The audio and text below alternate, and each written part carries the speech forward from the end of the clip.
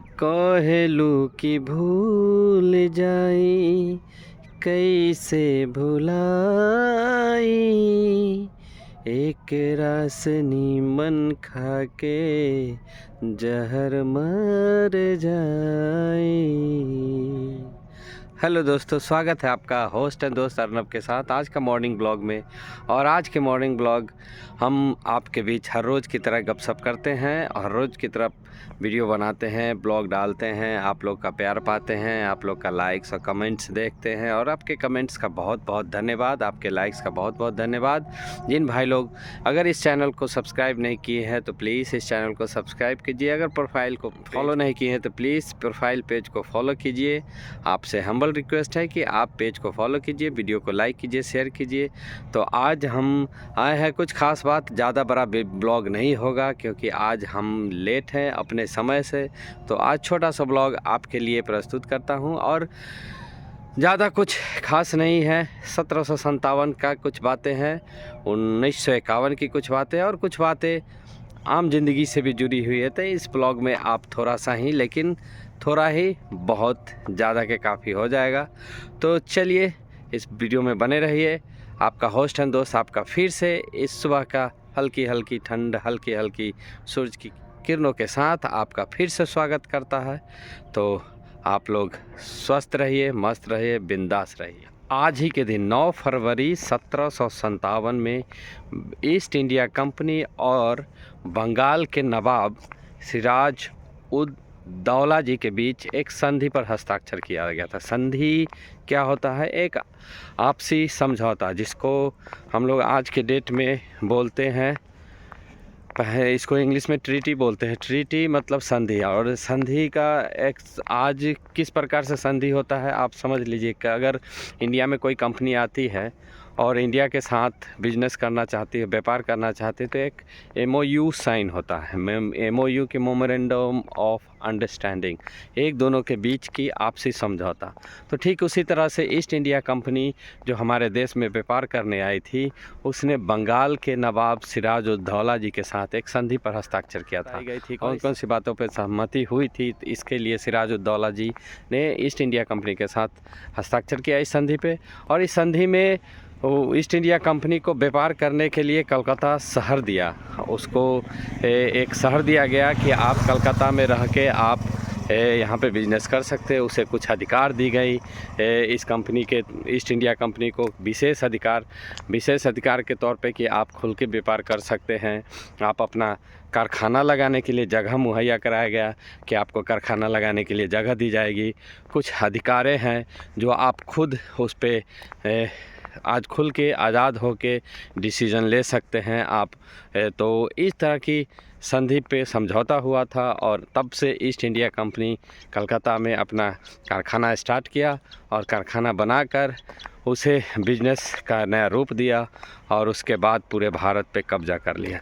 तो ठीक 1757 से ये कहानी चालू हुई। 1757 से ये कहानी स्टार्ट हुआ। ईस्ट इंडिया कंपनी को भारत पर कब्जा करने का एक गति पकड़ ली, क्योंकि उन्हें पूरा अधिकार मिल गया था। कुछ अधिकार मिल गया कि आप कलकत्ता से अपना बिजनेस स्टार्ट करते हैं। बिजनेस करने के लिए ही आए थे वो लोग, बिजनेस करने के लिए ही आए थे वो लोग इस भारत में। लेकिन धीरे धीरे यहाँ के लोगों को समझा जाना, फिर उन्होंने अपना सैनिक डिप्लॉय किया। फिर सैनिक डिप्लॉय किया तो विरोध हुआ, तो उसके विरोध ना हो इसलिए इंडियन लोगों को, भारतवासियों को सैनिक में डिप्लॉय करना स्टार्ट कर दिया कि आप भी यहाँ से कमा सकते हैं।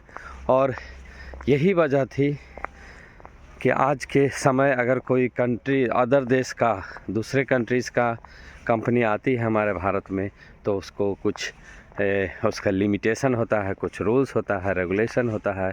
क्या पता कल वो भी पूरा अपना साम्राज्य फैला ले। तो यही सब बातें होती हैं। तो ये 1757 9 फरवरी को हुआ था। और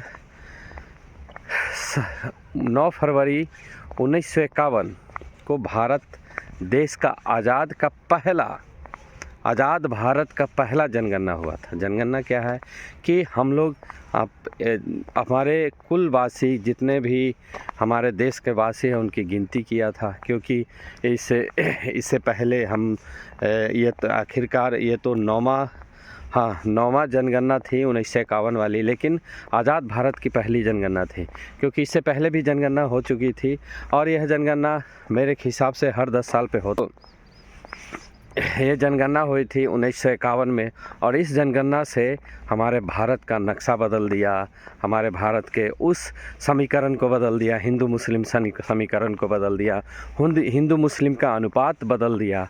तो यह जनगणना बहुत ही महत्व रखती थी अपने आज़ाद भारत के साथ, क्योंकि यह पहली जनगणना थी। इससे भी पहले जनगणना हो चुकी थी, लेकिन उस वक्त हम भारत और पाकिस्तान एक साथ थे, लेकिन यह जनगणना सिर्फ भारत के लिए थी।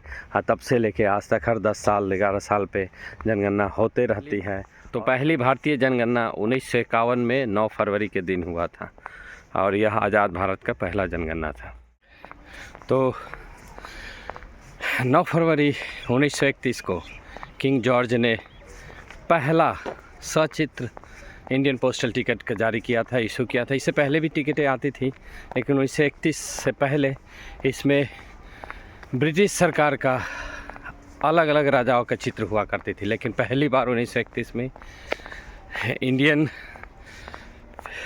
फोर्ट्रेस किला का चित्र दर्शाया गया था इसमें, और यह किंग जॉर्ज के राज शासनकाल में हुआ था। और यह पहला सचित्र इंडियन टिकट था और इसमें यह इसलिए दर्शाया गया था किसी व्यक्ति के सम्मान में, किंग जॉर्ज के सम्मान में दर्शाया गया था, क्योंकि उन्होंने कलकत्ता से सरकार की राजधानी इंडिया की राजधानी को कलकत्ता से, भारत की राजधानी को कलकत्ता से शिफ्ट किया था दिल्ली की ओर, और इसी उपलक्ष्य में वह दिल्ली का किला इस टिकट पे छापा गया था किंग जॉर्ज के साथ। तो पहला सचित्र वाला टिकट किसी व्यक्ति के सम्मान में यह टिकट इशू किया गया था, इंडियन पोस्टल टिकट।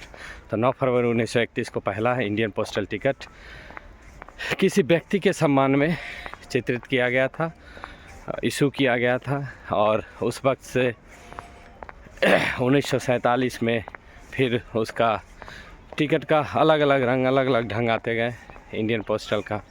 और 1947 में पहली बार जब किसी इंडियन व्यक्ति का, किसी भारतीय नागरिक का पिक्चर स्टाम्प पे आया था मीराबाई का।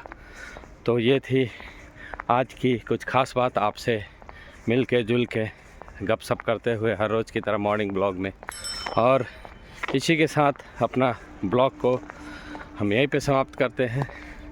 तो चलिए, आपसे विदा लेता है आपका होस्ट एंड दोस्त। फिर कल मुलाकात होगी सुबह इसी वक्त आपसे।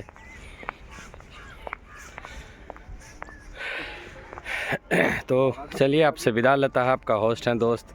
तो विफलता ये सफलता की सीढ़ी है। कितना भी लोग आपके विफलता पे, असफलता पे हंसते हो, हंसने दीजिए, क्योंकि आपको सिर्फ एक बार सही होना है। आप 1000 बार गलत हो जाइए वो मंजूर, लेकिन एक बार सही हो जाइएगा तो हंसने वाले सब चुप हो जाएंगे, सब आपका गुनगाने लगेंगे। तो ठीक उसी तरह never fear from your failure, always keep in mind that I have to get success one day. तो चलिए, ब्लॉग को यहीं पे समाप्त करते हैं। बाय बाय, टेक केयर, आपका दिन शुभ हो।